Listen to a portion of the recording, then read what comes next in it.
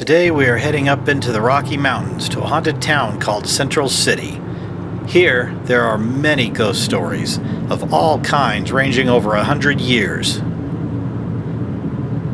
We'll take a look at an old abandoned cemetery as well as a haunted ghost town from the Old West. Well, this is the point where we leave the civilization behind and head out into the Old West.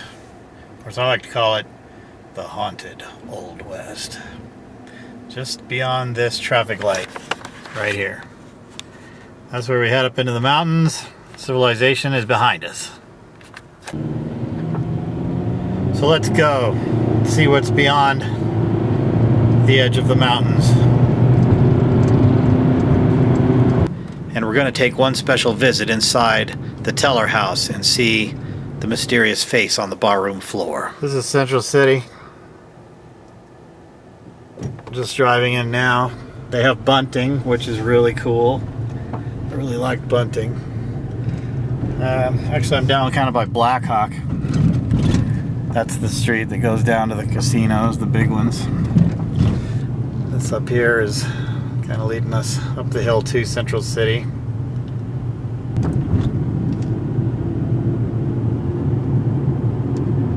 There's an old mine up there.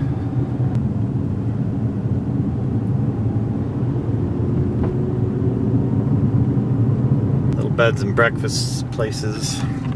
Haunted old ruins. That looks familiar. Cool. Oops, let's move our sign.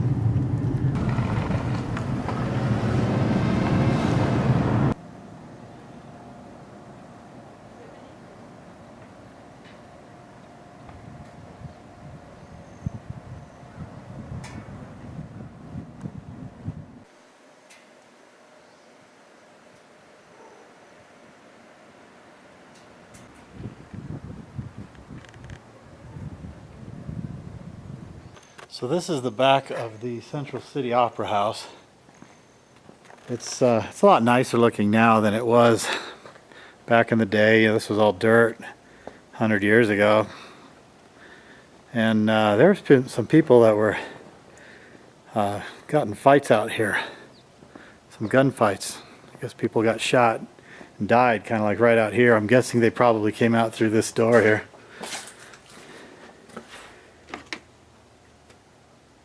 Oh wow, it's open. Holy cow. That's weird. Okay, well, the haunted Central City Opera House has got a big ass wide open door. Alright, I'm not going in there. It's dark and haunted and I'll probably get thrown out by cops or something, so we're just gonna look at other buildings.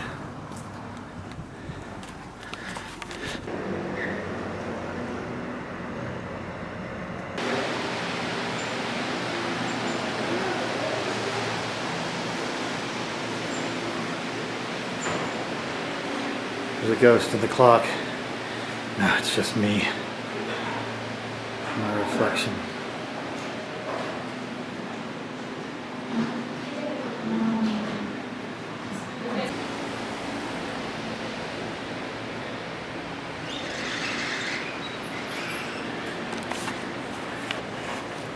This is the old opera house, the Teller house, restaurant and bar.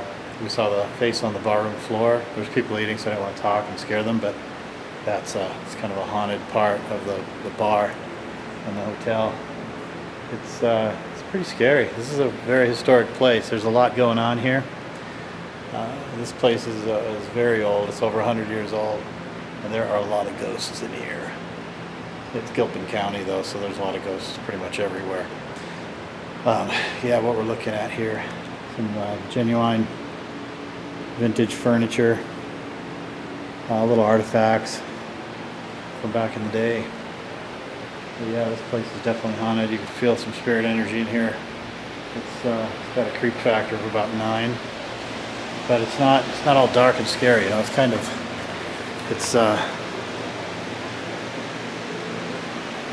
more of an interesting feeling. Who's that? So the story about the face on the barroom floor goes back over 100 years when the owner, a woman named Juanita Davis, had peeled the wallpaper off of this building and discovered these frescoes beneath it. These muses, as they were. Well, they needed restoration, so she hired a man who could paint them back to what they look like today. In the process, he discovered that he had fallen in love with the bar owner, Juanita, and so he painted her face on the barroom floor one night. You see, he also liked to drink a lot. So he woke up in the morning next to this face on the barroom floor, and when Juanita came in and saw him next to this face that he had painted, she fired him on the spot and insisted that he sand it away. The problem is, by the time he sobered up that night, he had passed away in his sleep. Juanita, realizing that the man that she also loved had just died, became so grief-stricken over what she had done and how she had devastated him that she too passed away shortly thereafter from grief. The only thing that remains is her face on the barroom floor.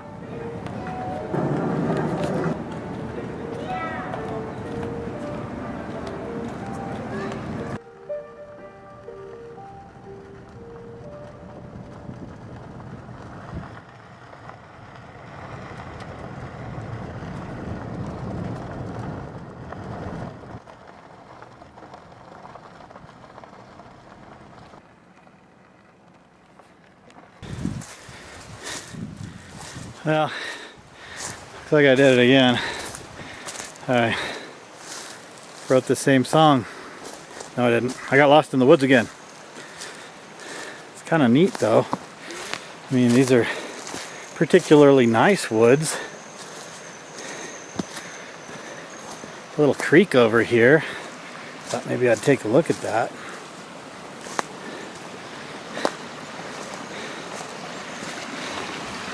Yeah, the stories I've been hearing and some of the ghost stories around here, they're pretty neat.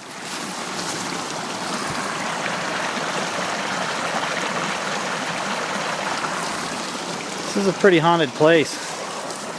You know, I like it because it's got a lot of water too, so I don't ever have to worry about being thirsty. I might get beaver fever, but maybe they haven't hatched yet, so I'm probably safe.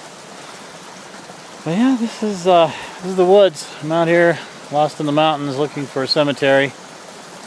The one I wanted to go to, they got it gated off and fenced off now. It didn't used to be that way. A couple of years ago it wasn't, so probably vandalism or somebody just got busy, I don't know which. But I couldn't get in there to park. I didn't want to leave my car out there. If a cop did drive by, knowing my luck, I'd get a ticket, so don't need that. So we're not going to the cemetery tonight. I got some footage we'll show you. It'll be fun. Show you some things that we did there. We're now entering a little town up west called Nevadaville, also known as the town that died at sunset. And that's mainly because whenever the sun sets here every night, the town vanishes.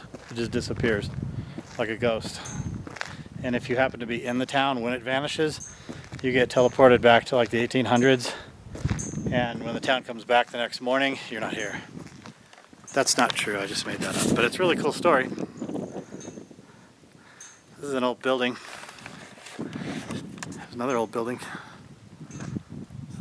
Mason's Lodge, I don't know what they do in there, but it's weird. Yeah, this is a genuine Old West ghost town. And it used to probably service this mine that was over here. You can see all the trailings, mine parts. Yeah, this is the real deal. This used to be an old saloon here. Drunk old miners would come in here and go get their booze, get all liquored up, get in gunfights. Here's one of the old structures right here. It's an old house or bank facility of some sort. There's the mine down the way. And right up this street. Oops, the sun's in the way. Right here in the middle of the street, the gunfighters would pull their pistols and shoot at each other till someone died. Usually both. There's old ruins here. Or these old buildings, they must have been spectacular when they were new. When they were actually buildings still. Yeah, they're probably a lot like this stuff here. They probably looked a lot like these kind of places.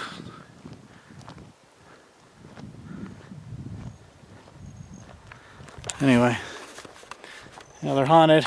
There's ghosts around here. I don't know where.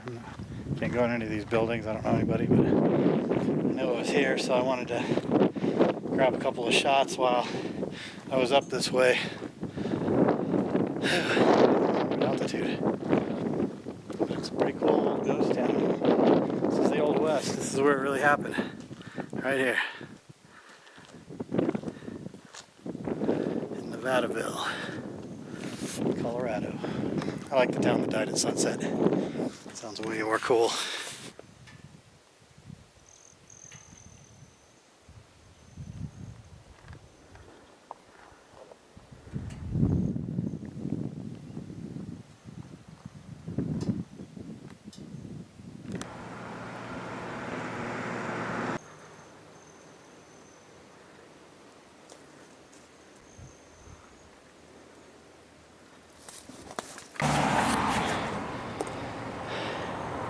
Hi, it's me.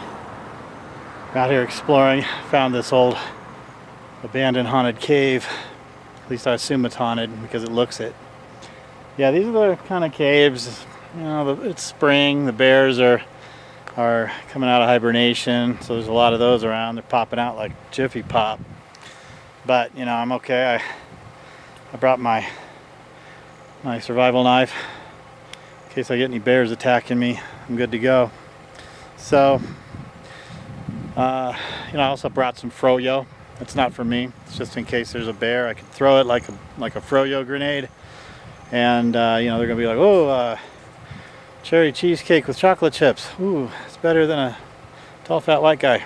So, you know, I'm out here. I'm protected. I'm safe, but I'm checking out every weird, haunted, cool thing I can around here. So, having myself a good old day. Battery's about dead, so we're gonna head home. I think it died in the Teller house, despite the fact that it was mostly full. It drained fast, but that place is notoriously haunted. I hope you like that story. It was a good story. I've heard it before. It's really fun to see it every time, though. So we'll catch up with you again one of these days on our next adventure.